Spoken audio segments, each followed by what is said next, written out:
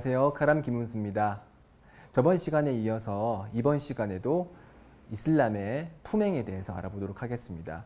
집에 머물러 있을 때 품행이 어떠했는지, 어떠한 품행이 이슬람에서 권장되는 품행인지 저번 시간에 쭉 얘기를 했고요. 그리고 아내와 아이들에게 어떻게 행동하는 것이 좋은 것인지 얘기를 나누었습니다.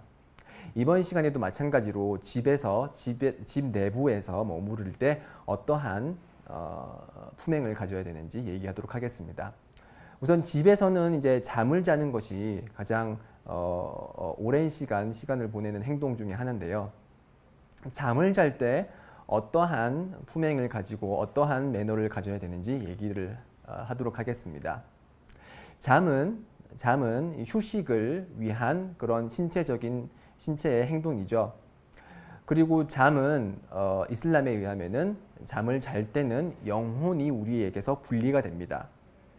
마치 죽음을 맞이했을 때 우리 영혼이 우리 몸에서 떠나는 것처럼 잠을 잘 때도 일시적으로 우리의 영혼이 우리의 신체로부터 분리가 되는데요.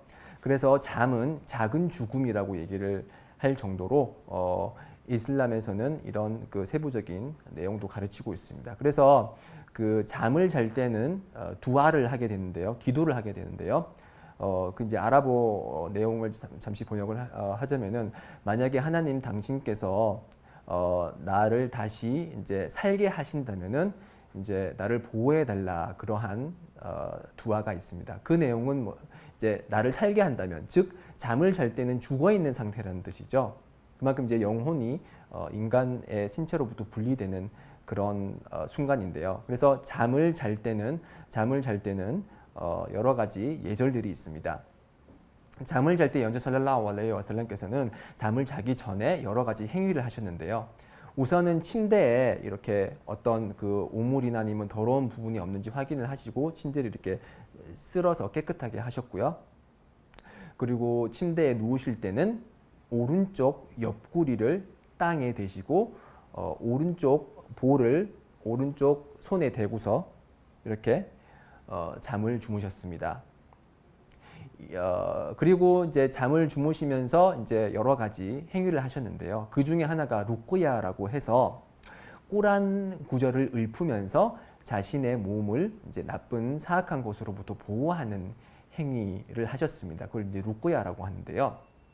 그래서 우리 무슬림들이 많이 외우고 있는 꾸란 112장, 113장, 114장을 읊으면서 이제 몸을 쓰다듬으셨습니다. 그래서 어떻게 하셨냐면은 양손을 이렇게 코와 입 사이에 대고서 마른 침을 3번 뱉으셨습니다. 이렇게 마른 침을 3번 뱉으신 후에 꾸란 112장, 113장, 114절을 읊고 나서 이렇게 낭송된 이 손바닥에 있는 것들로서 온 몸을 다 이렇게 쓰다듬으셨습니다. 이렇게 루쿠야를 하는 걸 3번을 하셨고요. 이렇게 3번을 함으로써 나쁜 것으로부터 우리 몸을 보호하는 그런 행동을 하셨습니다.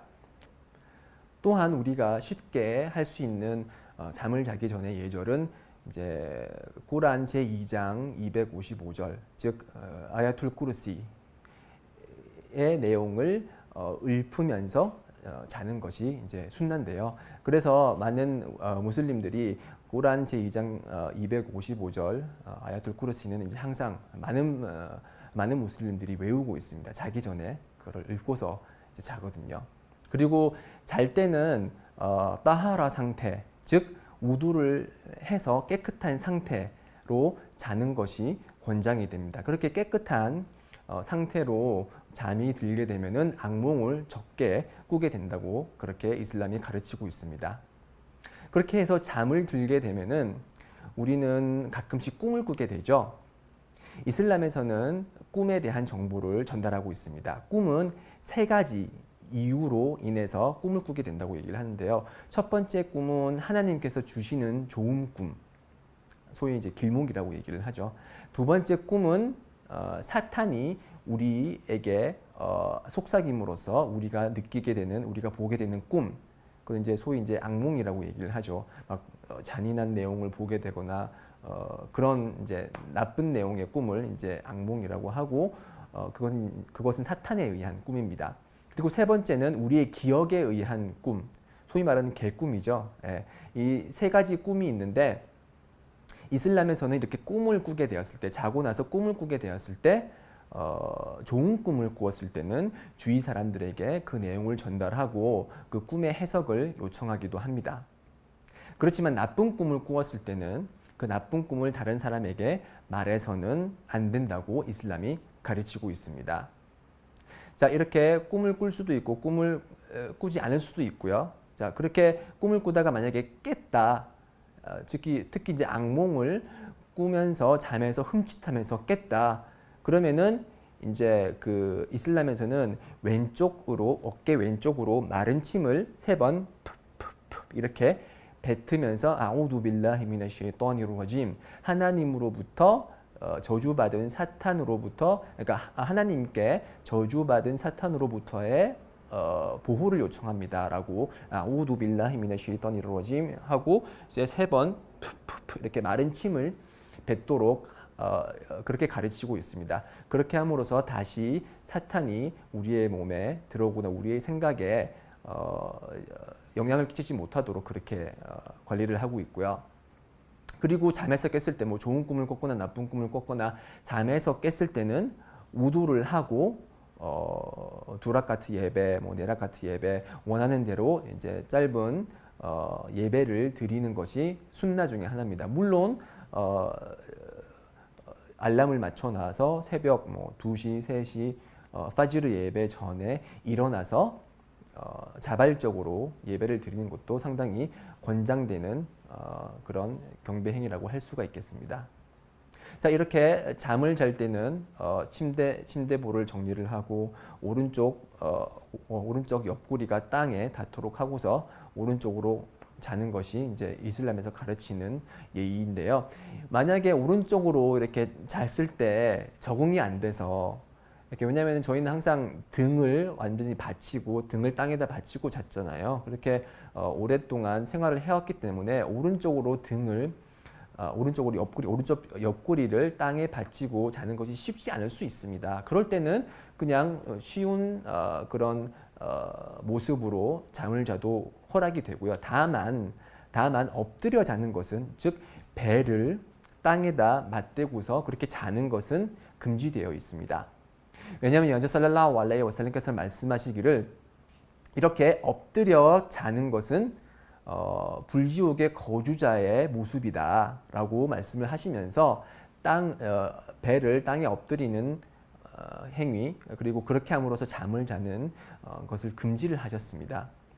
의학적으로도 이제 많은 연구가 있었고, 그래서 엎드려 자는 것이 얼마나 척추 건강에 나쁜 것인지 많은 학자들이 논문을 통해서 밝히고 있죠. 그리고 이렇게 오른쪽으로 옆구리를 땅에 대고서 자는 것이 척추에 무리가 가장 적게 가는 그런 방식 중에 하나라고 의사들은 얘기를 하고 있습니다. 자, 이렇게 잠을 어떻게 자야 되는 것인지, 잠을 자기 전에 그리고 잠에서 깼을 때에 대해서 이제 알아봤고요. 잠을 깨고 나면은 이제 그 하나님께서 나를 다시 살려주셨기 때문에, 이제 잠은 작은 죽음에 해당되기 때문에 그런 죽음으로부터 다시 나를 살려주신 것에 대해서 하나님께 감사하는 그런 기도, 짧은 기도를 하는 것이 순나입니다. 자, 그리고 보통 사람들이 잠이라고 그렇게 얘기를 하면, 우리 한국말에서 잠이라 그러면은 부부 관계를 말할 때도 이제 뭐 잠을 잤다라는 표현을 하죠. 그래서 그 부부 관계를 할 때도 어떠한 예절이 있어야 되는 건지 그런 부분에 대해서도 조금 알아보고자 합니다.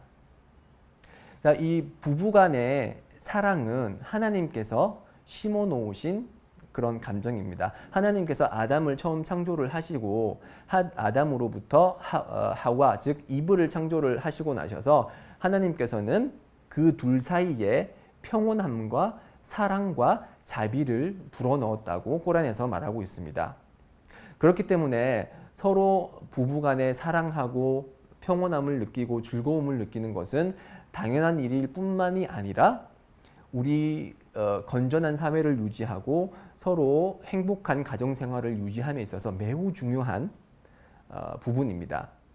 그래서 그리고 성관계라는 것은 아주 깊은 쾌락을 동반하는 행위이기 때문에 또한 위험한 행위이기도 합니다. 왜냐하면 그런 쾌락이 너무 강하기 때문에 다른 수단을 통해서 다른 사람들을 통해서 그러한 쾌락을 얻으려는 그런 행위를 저지르기도 하고요.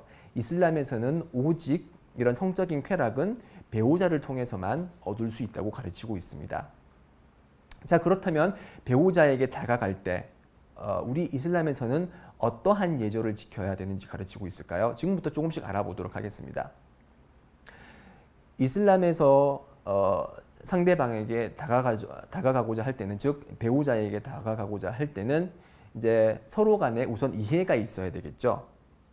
서로 일방적으로 다가갔을 경우에 이제 여러 가지 문제가 발생을 하기도 합니다. 그래서 만약에 남편이 그런 성관계를 가지고자 했을 때 여자가 만약에 아프거나 아니면은 정말 기분이 안 됐거나 여러 가지 이유로 그런 잠자리를 거부할 수도 있게 됩니다. 그렇기 때문에 그렇지만 그런 거부를 하는 행위가 이슬람에서는 상당히 위험하거든요.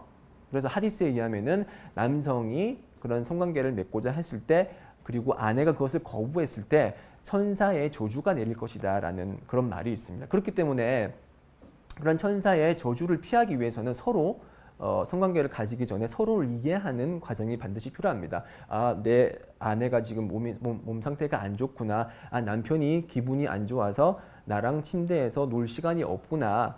라는 걸 서로 이해를 하고 나서 이제 서로 간에 그런 감정적인 교류가 있고 나서 이제 침대에서 이제 시간을 보낼 수가 있는 것이죠. 자, 그리고 이제 관계를 시작을 할 때는 이제 구체적인 그런 하디스가 어떻게 시작을 해야 된다는 그러한 구체적인 내용은 없습니다. 그런 일부 하디스가 있긴 한데 전부 다 다이프한 하디스, 즉 이제 전승고리가 약한 하디스이기 때문에 상대방이 이제 그 기쁨을 느낄 수 있을 정도의 준비 과정을 하는 것은 이슬람에서 허락이 되고 적극 권장이 됩니다. 그래서 어떤 종류의 애무이든지 다 허락이 되고요. 다만 이제 관계를 시작할 때 특정한 시간 그리고 특정한 그런 체위는 금지되는 내용들이 있습니다. 자, 그런 좀 더 세부적인 사항은 다음 강의를 통해서 구체적으로 설명을 하도록 하겠습니다. 다음 강의도 꼭 들어주시기 바랍니다. 네, 감사합니다.